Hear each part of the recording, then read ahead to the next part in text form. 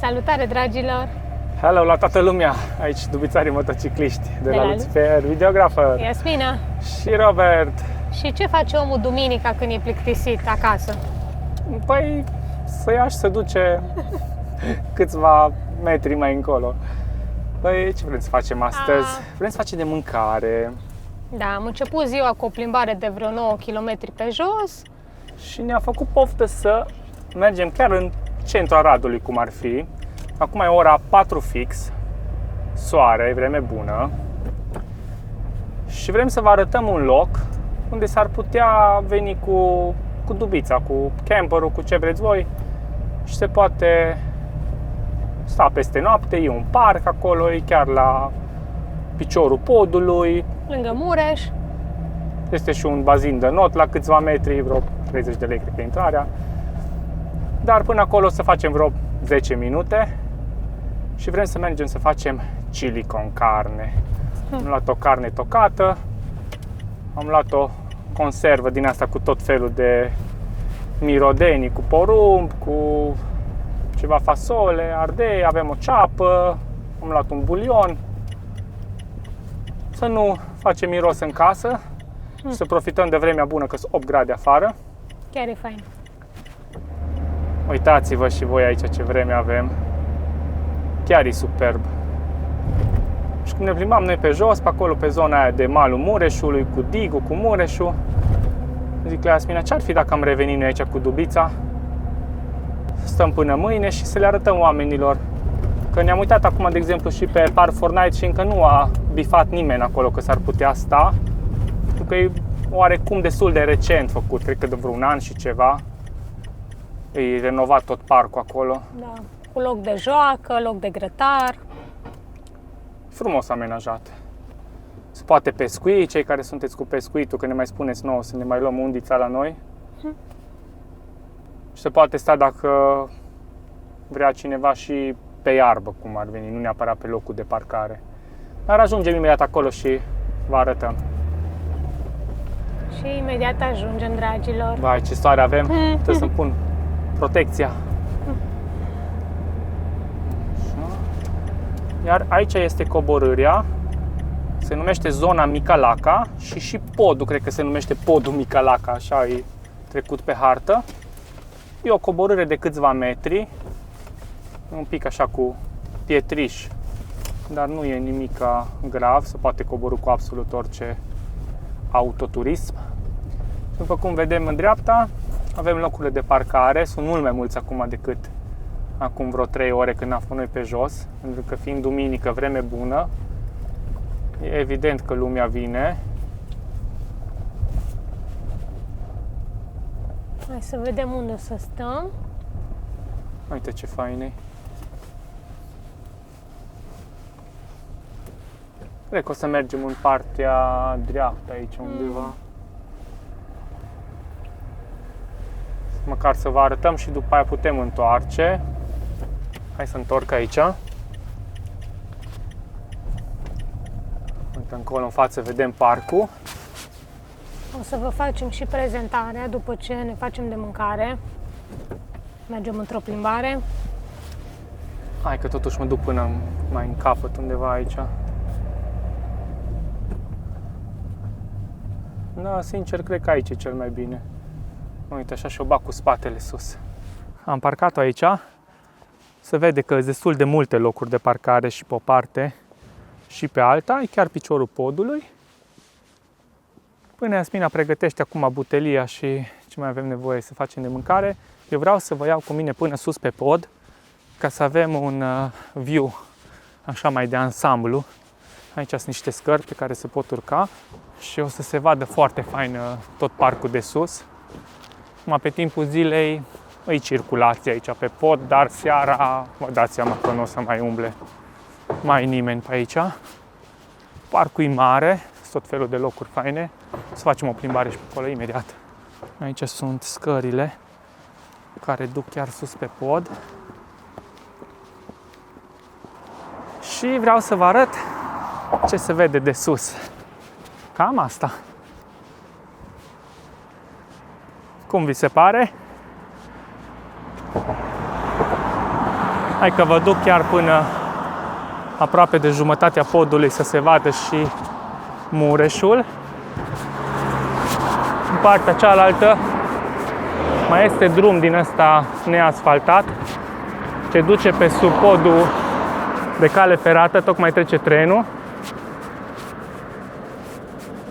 Și în caz de ceva se poate sta și în zona aia, dar se poate sta și aici. Aici vine lumea de obicei la pescuit, doar că nu pe aici se intră, ci trebuie mers pe sub pod. Și este un drum aici undeva care iasă în zona asta. Și am ajuns deasupra Mureșului. Aici putem vedea ce frumos curge Mureșul încolo. Trece pe lângă Cetatea Radului. Aici e Cetatea Radului, care din păcate e mai mult în paragină, încă aparține de partea asta de militar, cum ar veni, de armată. Și aici putem vedea o grămadă de urme de mașină care duc pe aici, prin zona asta de pădure, pe lângă Mureș. Acolo e parcarea. Văd că este un paznic jos acolo. Chiar sunt curios dacă o să ne zică ceva, dacă vrem să stăm acolo peste noapte. Și vă spuneam de un bazin de not care chiar aici, cum coborâți podul, în mod normal se face prin dreapta, se merge pe sub pod și se ajunge acolo. Tot am mai fost la not anii trecuți, dar acum din comoditate n-am mai fost. Hai că e timpul să revin la Dubiță, parcat acolo. Uite, chiar lângă Dubița noastră avem și un loc din ăsta special amenajat pentru a face grătare. Unele chiar fumegă acolo mai în spate. Uite, grătarul, aici vi faci focul și ai băncuțe, coșuri de gunoi. Chiar acum văd pe domnii de la pază care s-au dus încolo. O să-i întrebăm oficial când se întorc înapoi aici la căsuța lor, să vedem oficial se poate rămâne peste noapte, că poate doar în capul nostru a fost și de fapt nu este permis. Dar până una alta, hai să ne punem să facem ceva de mâncare. Butelia e pregătită. Aici Iasmina a tăiat deja ceapa. Avem un bonduel din asta ce v-am zis, uite, Texas Mix. Avem și un bulion din asta cu bucăți de roșii în el. Și aici avem aproape 300 de grame de carne tocată, de porc, care în prima fază o prăjim pe ea, după aia venim cu ceapa, bulionul, conserva aia și la final cu niște tortillas. Pe vreo 10-12 minute, cred că, cam așa arată cărnița, e faină rumenită. Și acum ar fi timpul să punem și ceapa. Ceapă mare roșie, dar o să se facă ea faină aici. Să o lăsăm imediat și sub capac.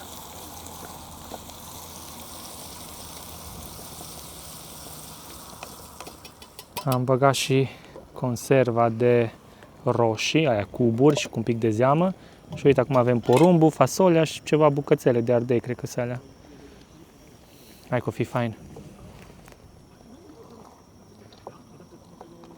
Între timp am vorbit aici cu acești doi domni care sunt de la pază și ziceau că nicio treabă, se poate sta aici liniștit peste noapte. Ei chiar recomandau să se meargă sub pod, acolo unde v-am zis și eu, unde e neasfaltat, unde nu e pământ. Bineînțeles, nu veniți în perioada ploilor, să nu faceți ceva, dar în rest aici vedeți că e pavaj. E faină zona. E chiar super cu parcul ăsta și cu tot ce e aici.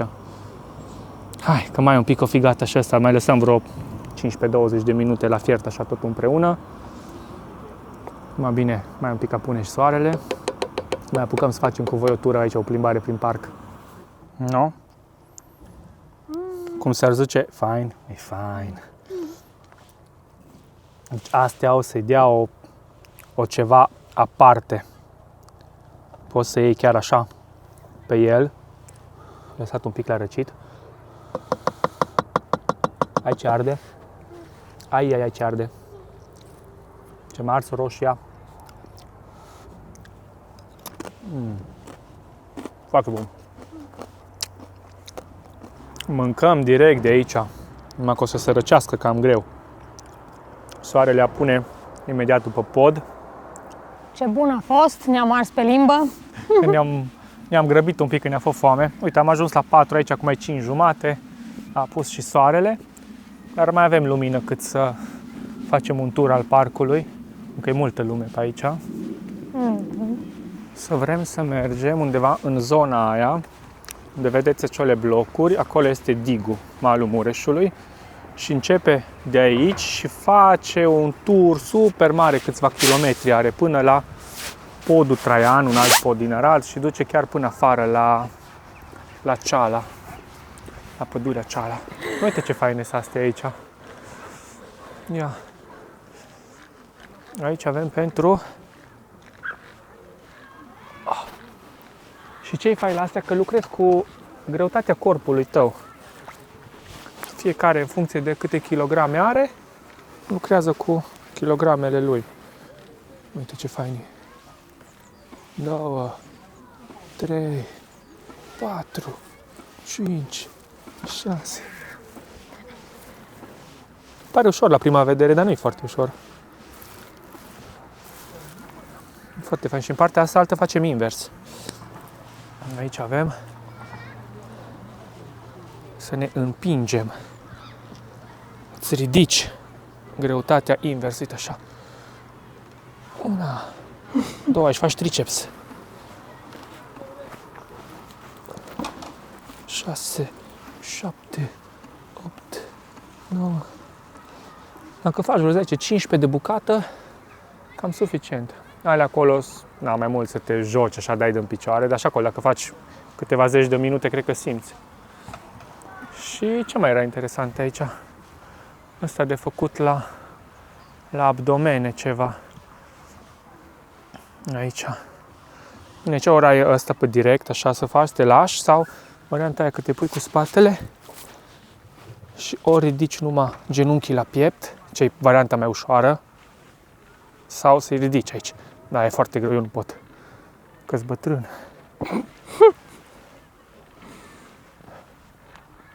Fain. Dacă am avea timp mai mult de mișcare, ar fi bine, da? Să ne dedicăm noi și timp pentru noi.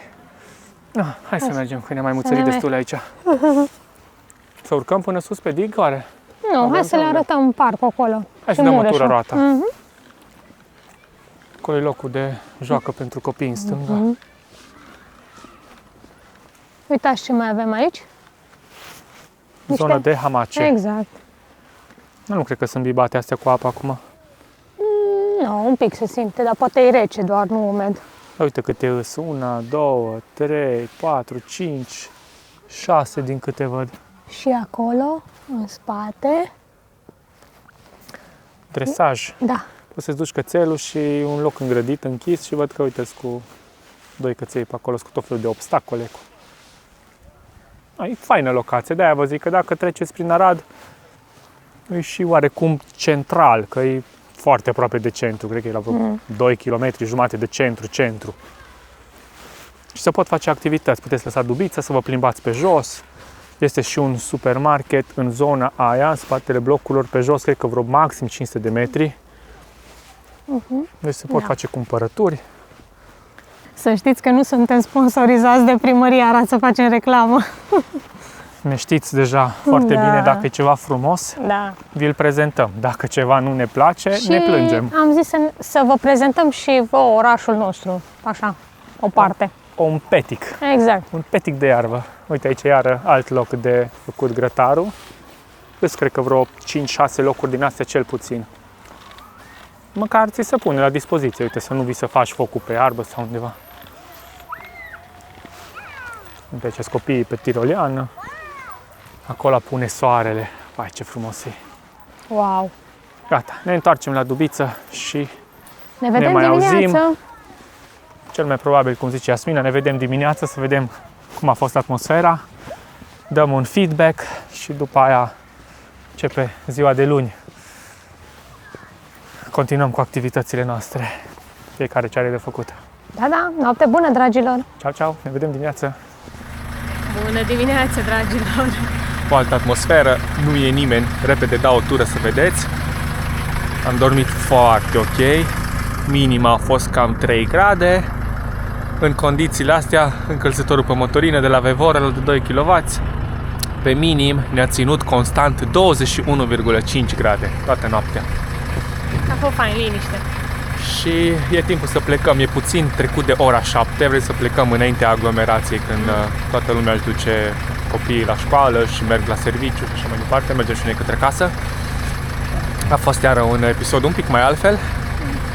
Mulțumim că ne-ați urmărit și sperăm să ne vedem cât de curând, dar în următoarele, nu știu, vreo 10 zile ar trebui să ajungem cu Dubița la o revizie. Trebuie să-i facem electromotorul. Are din când în când așa un mic sunet după pornire și se aude și un mic hâc. Am dedus că ar fi vorba de distribuție. Ar trebui să îi facem distribuția. Deja am vorbit cu un mecanic de aici din zonă de la noi care se ocupă doar de Opel Vivaro și de Renault Trafic. Deci facem pe Dubiță bine pentru următoarele călătorii. Noi trebuie să le facem preventiv. Când un pic auzim că e ceva sau ne gândim că ar putea să fie ceva, atunci trebuie să mergem să le rezolvăm. Pentru că vrem să mergem din nou în țările nordice și acolo nu te joci. Noi avem deja 28.000 de kilometri făcut cu Dubița de când o avem, de 1 an și 4 luni. Și mare lucru nu putem spune că i-am făcut, în afară de cele 2 injectoare și preventiv ceva kit, accesorii cu fuliile alea cu pompa de apă.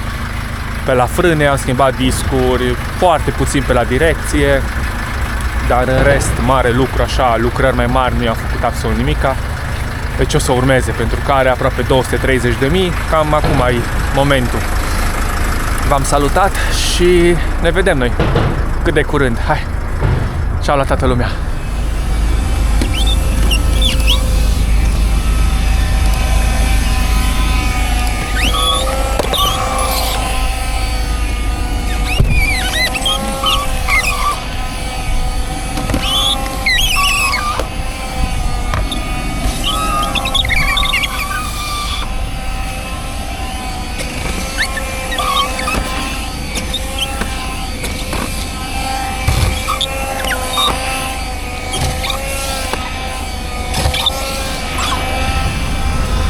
Ciao, ciao, ne vedem curând!